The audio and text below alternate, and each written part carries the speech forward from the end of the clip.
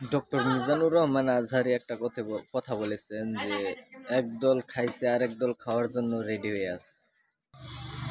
Doctor Mizanur Rahman আজহারির এই কথাটা বিএনপির নেতাকর্মীরা তাদের দিকে টেনে নিয়ে গেছে। এতেই বোঝা যায় যে বিএনপি আসলে কি করতে চাচ্ছে।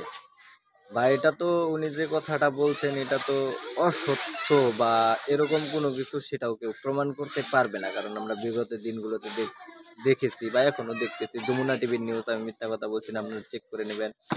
বাজার দখল নিয়ে বিএমপি সংঘর্ষ, রংপুরের যমুনা টিভির নিউজ,